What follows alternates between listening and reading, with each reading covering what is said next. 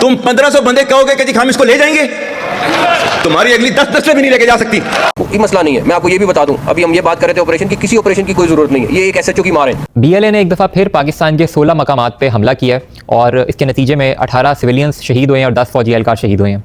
Relative deprivation theory ये बताती है कि जब एक जैसी सिचुएशन में एक इंसान को ज़्यादा फैसिलिटीज़ और ज़्यादा बेनिफिट्स मिल रहे हो दूसरे इंसान के कंपैरेटिवली, तो दूसरे इंसान के अंदर फ्रस्ट्रेशन और गुस्सा पैदा होता है। और यही गुस्सा हम पिछले कई सालों से, बल्कि अब तो दिहाइयों से, बलोचिस्तान के लोगों के अंदर देख रहे हैं। बलोचिस्तान जो कि पाकिस्तान को 36% गैस फराहम करता है और जहाँ पे आपको पता है कि बहुत ज़्यादा मादनियात पाई जाती हैं, उसको खुद इतनी फैसिलिटीज़ नहीं मिलती और यही वजह है कि वहाँ पे लोगों के अंदर इस चीज़ को लेकर काफ़ी गुस्सा है। हमारी रियासत का शुरू से मसला ये रहा है कि सिक्योरिटी फर्स्ट के नाम पे हमने कभी भी निगोसिएशंस को तरजीह नहीं दी।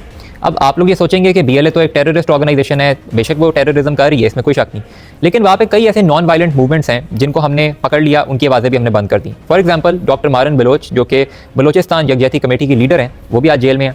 और उसके अलावा वहाँ पे जमहूरी वतन पार्टी के भी लोग हैं, वहाँ पे BNP मेंगल के भी लोग हैं जिनसे बात की जा सकती है, वहाँ पे मसलों का हल निकाला जा सकता है। इस बात के बारे में सोचना बहुत ज़रूरी है कि हर चीज़ का हल जो है वो ताकत के ज़ोर पे नहीं होता।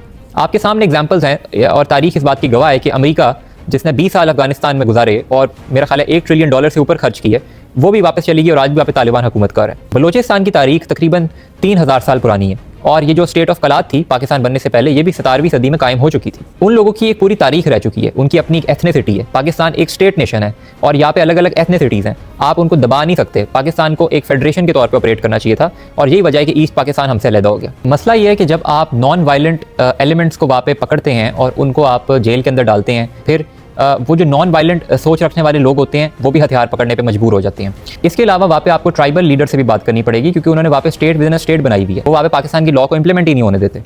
तो उनसे ये बात करें, उन्होंने जान के लोगों को जो है वो अनपढ़ रखा हुआ है और वहाँ पे इतनी गुर्बत फैली हुई है ताकि वो लोग उनके जो है वो सब्जेक्ट्स बन के रहें, उनको फॉलो करते रहें।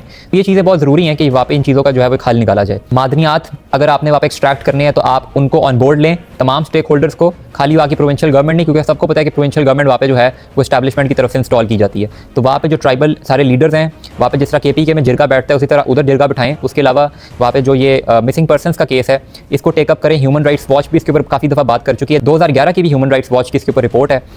तो मिसिंग पर्सन का केस भी बहुत वहाँ पे है क्योंकि ये लोगों के अंदर मजीद गुस्सा पैदा करता है। तो BLA को सपोर्ट करने वाले लोगों के अंदर भी आप एक कमी देखेंगे और फिर वो वक्त भी दूर नहीं जब BLA पूरी तरह खत्म हो जाएगी और इंडिया फिर उसको सपोर्ट कर ही नहीं सकेगा। देखिए, इंडिया ने ईस्ट पाकिस्तान में भी तब जाके सपोर्ट किया था लोगों को जब उन्होंने देखा था कि एक मूवमेंट चल पड़ी है और ये इंडिपेंडेंस चाहते हैं और इनके ऊपर जुल्म हो रहा है और ये भी आगे से रिबेल कर रहे हैं, जब आप मुक्ति बाहिनी भी बन गई थी। तो मेरा ख्याल है कि एस्टैब्लिशमेंट को इस चीज़ के ऊपर फोकस करना पड़ेगा। शुक्रिया।